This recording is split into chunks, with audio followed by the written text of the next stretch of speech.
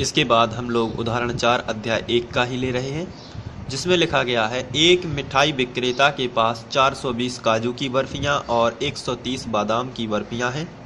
वह इनकी ऐसी ढेरियां बनाना चाहती है कि प्रत्येक ढेरी में बर्फियों की संख्या समान रहे तथा ये ढेरियां बर्फी की परात में न्यूनतम स्थान घेरें। इस काम के लिए प्रत्येक ढेरी में कितनी बर्फियां रखी जा सकती हैं? तो चूँकि न्यूनतम स्थान घेरना है और बर्फियां अधिक से अधिक होनी चाहिए। अधिक का मतलब होता है हाई, हाई का मतलब हाईएस्ट होता है, और हाईएस्ट कॉमन फैक्टर क्या कहलाता है? तो उसका आंसर है महत्तम समावर्तक। तो एचसीएफ ज्ञात करने की यूक्लिड विभाजन एल्गोरिथम जो है उससे हम लोग इसका एचसीएफ ज्ञात कर लेंगे, और जो एचसीएफ आएगा वही ढेरियों में बर्फियों की संख्या रहेगी। तो चलिए शुरू करते हैं। चूँकि इसमें दो संख्या दी हुई 420 और 130, तो 420 बड़ी है तो आपको लिखना पड़ेगा 420 बड़ी है 130 से। तो 420 बड़ी है। अब इसके बाद आपको यूक्लिड विभाजन एल्गोरिथम लगाना है, तो लिखना पड़ेगा आपको यूक्लिड विभाजन एल्गोरिथम से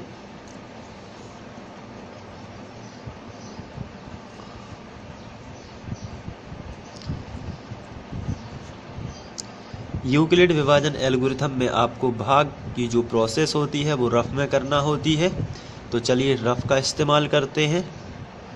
तो ये हमारा रफ है। यहाँ पे बड़ी संख्या जो है वो भाग के चिन्ह के बीच में लिख लेते हैं, जो कि है 420, और छोटी संख्या को इधर लिख लेते हैं 130। अब हमें भाग करना है, तो 130 का करेंगे तो लगभग ये जाएगा लगभग 13 तिया 39, तो 3 बार जाएगा, तो 3 शून्यम 0, 3 तिरका 9 और 3 एकम 3। अब इसके बाद 0 में से 0 0 ही, 2 के माने 12, 12 में से 9 जाएंगे तो कितने बचेंगे? 3 यहाँ पे। तो आपके पास 30 बच जाएंगे, तो शेषफल आएगा आपका 30। तो इसको फर्स्ट चरण में लिख लेते हैं, प्रमेय का लगा देते हैं।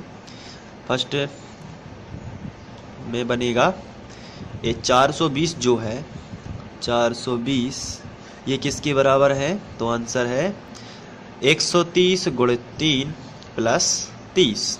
यही करना है ना, पहली संख्या और आखिरी संख्या का गुणा, और ये होता है प्लस में।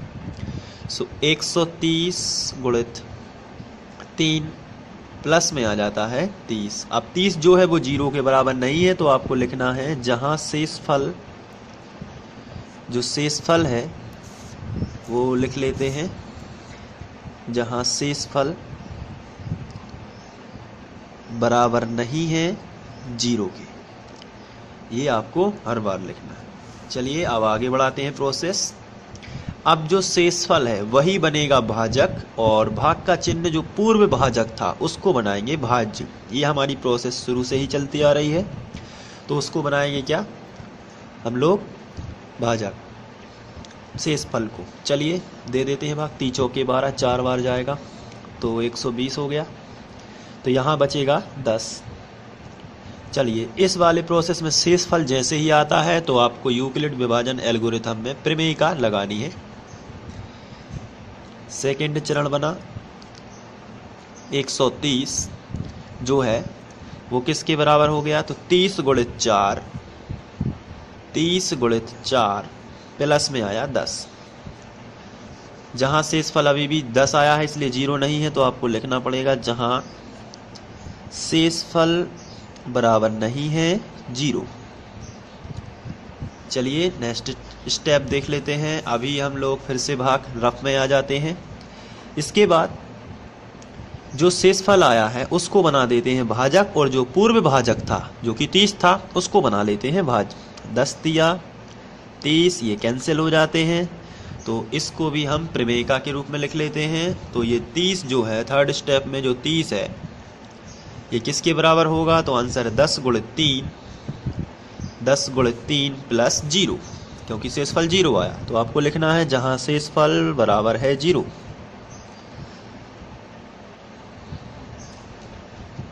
तो इस तरीके से आपका शेषफल क्या हो गया? 0 के बराबर। तो जब शेषफल 0 आता है तो जो भाजक होता है वही क्या होता है, उसका HCF। अतः 420 और 130 का HCF 10 होगा। अतः परात में अधिकतम बर्फियों की संख्या 10 होगी। अधिकतम बर्फियों की संख्या 10 होगी।